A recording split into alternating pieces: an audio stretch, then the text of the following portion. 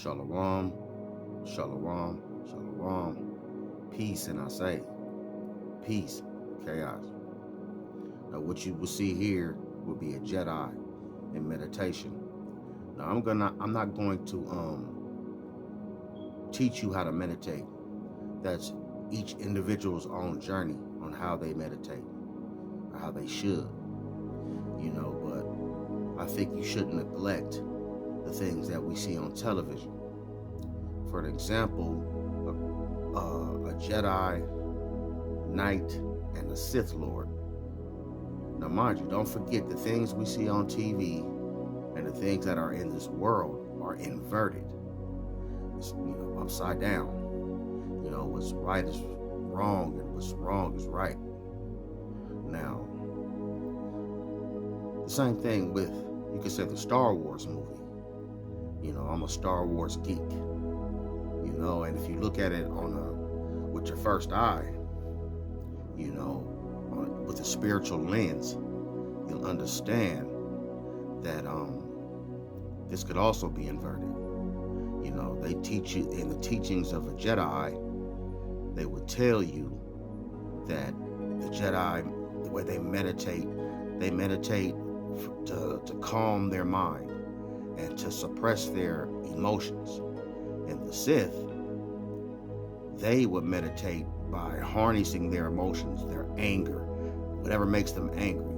And we know that we've been through some chaos, things that can make you angry. If you think about it every day, you could become angry, just mean, and and the Sith Lords would use that emotion for power, their ambition, whatever they strive through the world. But they get the power from the Force, just like, and the Force for an example, is symbolic for the source, the universe, everything around you. And the Jedi are the same. But the Jedi don't use it like the Sith would use the Force, and this right here, what they would call a acolyte, a gray Jedi. They walk the middle path, and they know how to yield both sides of the Force. That's the reason why they're neither Sith nor Jedi. They use the middle path, and that's kind of like what we are. You know what I mean? And some people will be more tranquil in life, like a Jedi, and some would be chaotic, like the Sith. But if you I consider myself like a gray, an acolyte. An acolyte is somebody who is an assistant, to something. They assist, but a helper, so to speak. And what they do is they assist the Force on, they feel, whatever, the Force needs them for, and some people would consider it, to be evil, and some consider them to do the things that they do to be good. But whatever the Force needs them to do, or we say what the Most High Power would need them to do, they would do it, and to harness both energies, dark and light energy,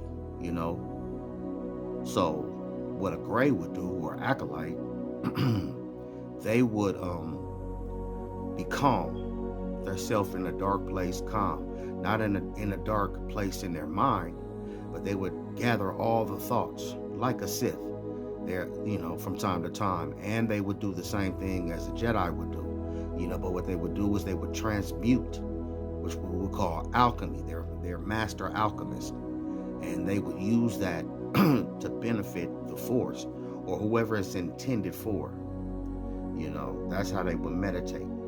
They would, in a dark room, quiet, a quiet place, quiet in their mind, like a Jedi. Jedis are quiet in their mind, and then they would lock into things that are not of use, or it's too chaotic, and this energy builds.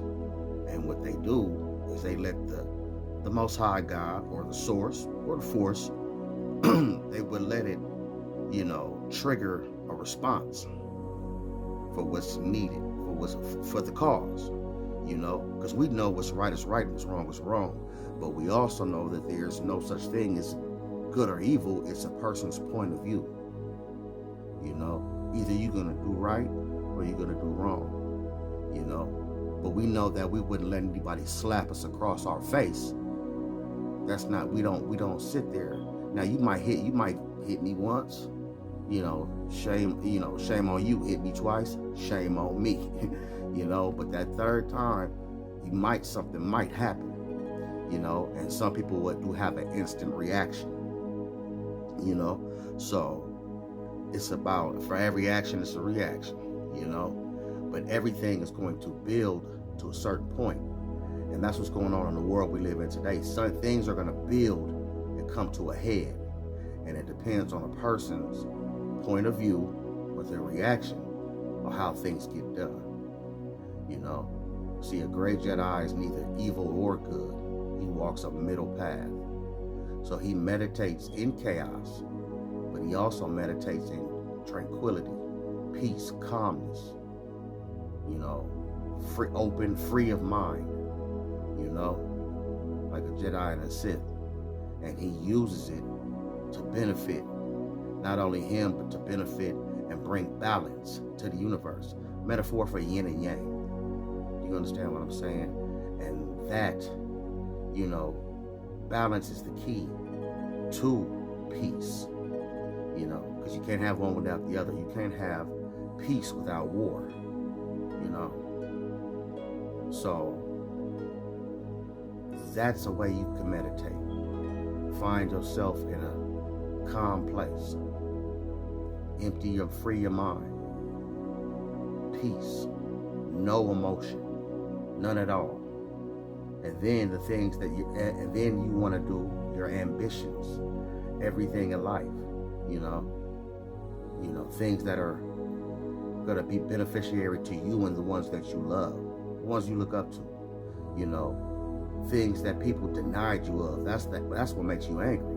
The job you wanted, the career, the business, things that people that hurt you, may beat you down, ridiculed you, tried to, maybe even tried to kill you. You know what I'm saying? And you transmute this into the energy that you need to accomplish your feat, your goal. But you have to put it in a place in your mind to do that,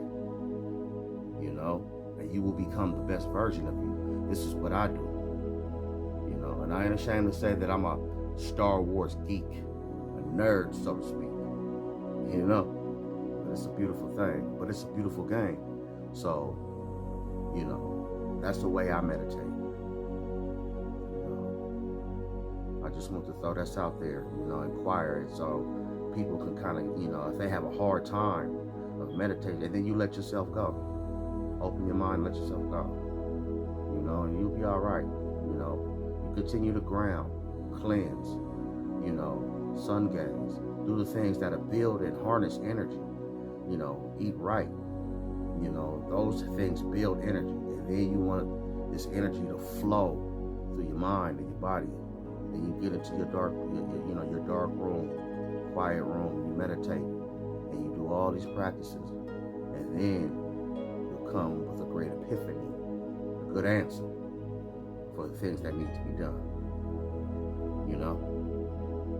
And this is something we should look forward to. Peace and chaos. Peace, and I say.